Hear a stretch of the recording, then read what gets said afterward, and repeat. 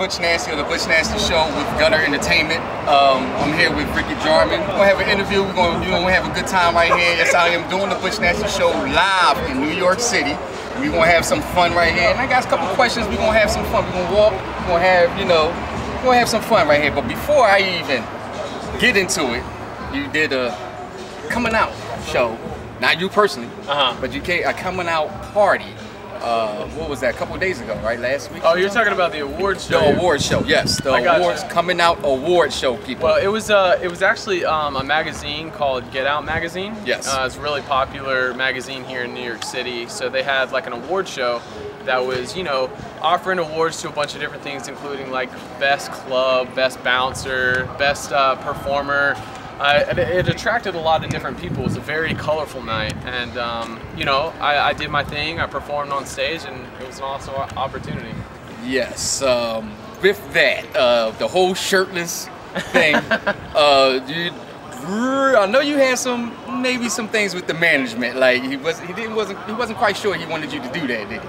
I've actually been asked to do it multiple times here in New York City, so it's upon request, and the people who were putting on the show just wanted it to go down like that. So okay, well, no more questions on that. He enjoyed it. All right, so I have a few questions right here. Have you always enjoyed the art of music? Of course. Yeah, music is definitely something that's hit home for me for a long, long time. I mean, I eat, breathe, sleep music, so. I would venture to think that everybody loves music. I mean, if there was a world without music, it would be a terrible world. Okay, is any love other than music? Sports, actually. Really? So you have a favorite sports team against the Giants? Or? I'm a Patriots fan when it comes to football. Okay. I sense a hint of Southern hospitality. Yes. Part of the South. I'm from North Carolina. Okay, North Carolina. I knew it. I was even North or South Carolina. I was, before you even read. Yeah. Okay, just a simple question right here. Any celebrity crushes? Man, there's. I don't want to get you in no trouble. No, it's all good. Okay. I mean, there's a lot of really attractive women out there. I don't know if I could name just one, man. Okay, that's good. That's a good question. All right, that's a good answer to it. You don't want to alienate your fans out there. Okay. All right. If you could have any style, what would it be? Because I see that you rap, you sing, and it's like, you're in between. Like, I've seen your music. I mean, I've seen and heard your music and seen the videos. So what style are you actually going after?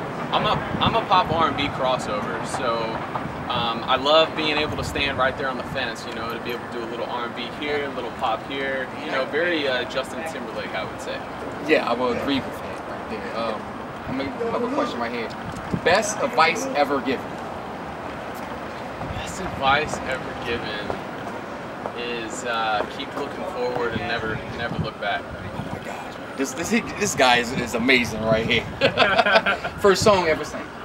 As Long As You Love Me by the Backstreet Boys. Really? Yeah, it's the first song I ever performed live on stage. Okay, Secret Craving. Secret cravings. Yes. Are we talking about food or no? What? Just secret cravings. That's the food is the next question. Oh, but what's the secret cravings? Man, I'm an open book. I don't really have secret cravings like that. All right, well then favorite food. Man, I love food in general, but I would have to say, man, a good hearty burger. Okay. A burger, huh? A burger. Not a pasta guy, nothing like that. No, if it's not a burger, maybe steak. Okay, all right, yeah. Okay. All right, what's the typical day, week for you? Typical day, week for me is, working on my music, obviously. Right. Going to the gym, hitting it hard. I see that a lot in your postings. Yeah, and, grinding, like whether it's social media, going to events, just straight up networking, man. That's constantly the lifestyle I gotta live. Okay. Actually, when was your first break? When was your first start? Well, it was when I sang As Long As You Love Me by the Backstreet Boys. It was in 4th grade, and I performed it at my sister's dance recital that year. Okay. So it was a great experience after that. I just was doing this, that, everything. Right now, are you working with are you collaborating with anyone right now? I'm collaborating with some indie artists currently who have like a nice solid buzz around the city, but not any major artists at the moment. I would definitely say that's a next step for me. But I am working on my album right now, which is set to drop tentatively either at the end of this year or the very beginning of next year. All right, now what skills or personal attributes are most important of being successful? I think being hardworking, dedicated, and just not caring what anybody else thinks, you know, for their approval. I mean, you can't please everybody. I think you got to have a strong backbone in this industry. Okay, now what personal advice would you give someone that's in the first starting out in the business, pursue in this career? Like, what advice would you give? Somebody say, I really want to do this. How can I go about it? Now, I know that's somebody, you know, you ask that question to somebody that's been in the business for 30 years, but you got to, you got to know some things now. Of course. I mean, you know, I'm still learning and growing as an artist, but first and foremost, I would say never take no for an answer. If you can't please somebody or get somebody's approval, there's always somebody else behind door number C that can easily take you where you want to go. I would say, you know, do your homework. There's a lot of cats in this industry who like to talk a lot, but not always are they going to follow through with what they say, so definitely do your homework. And I would say just, you know, work hard on your craft.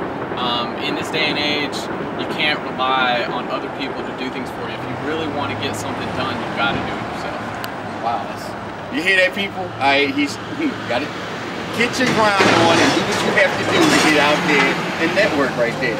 Is there a missus or is there potential? This is Jarman. Man, you know, I appreciate all my fans and everybody in my life.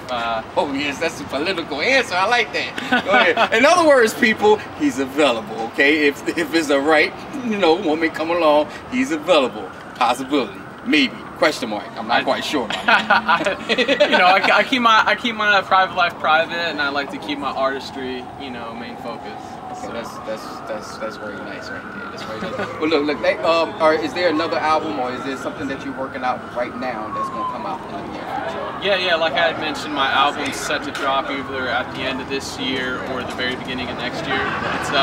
It's called The Pursuit is the name of the album, and I guess the goal is to, if not release the album at the end of the year, to be able to release a single from the album to introduce it. Right. Now, also, I heard one of your songs. She left you. Oh, she's gone? Yes. Do you get your inspiration from like your everyday life, or was you hurt? Because a lot of your songs is like either she left you, she's going to leave you, or you feeling real bad because she already left. I'm like, you can't just wake up and make this up. Like, is it something that, you know, does something happen personally or something that you heard of? Or that particular song was definitely something that happened personally to me. I mean, it's very important. Relatable to my fans. You know, like I have some dance tracks, I have some club tracks, I have She's Gone, which is a sad ballad track. Yes. You know, so I mean, there's a little something for everybody there, but She's Gone's a very emotional song, and it definitely was something that I experienced. I've heard it, I've seen the video, and I was like, wow, you know, something had to happen to this. Well, is there any future of you coming to Philadelphia? Philadelphia, of course. I love Philadelphia. Well, I got family in Pennsylvania. Well, you need to come down there and you know, spread. I know you up in New York, you're a New York City guy, whatever, but you need to spread your love down in Philly. I've seen your itinerary, I see that you're all over the place, but I don't see Philadelphia people. So I'm trying to get him to come down there, at least to TLA, and sell out. You know, I think it seats about 2 or 3 grand people. You know, whatever, 2,000 or 3,000. Yeah. You know, you need to. I'll talk to you about it. You need to get down there because you know, you got great music. Right? Thank you. Great music, you know, appealing to the women and to everyone, and you know, y'all need to support Ricky Jarman. So look, before we wrap it up, let everyone know where they can find you at. Of course. You can find me on a lot of the social media sites. For Twitter, it's Ricky Jarman and then the number 1. You can just spell out Ricky Jarman, which is Ricky and then Jarman on Facebook, and then Instagram is official Ricky Jarman. All right, now listen, look, hey, y'all know about me, the Butch Nasty Show, the Nasty Chronicles, and yes, I am definitely, we are in the mix of having new co-hosts and the new other things. A lot is coming to the Butch Nasty Show, which is on Philly Hot Radio every Thursday from 9 to 11. No problem, man. I appreciate it. Now you gonna go ahead and rip out the stage, man. Yeah. Oh yeah. Hey. Butch Nasty Show, we out. Yo out.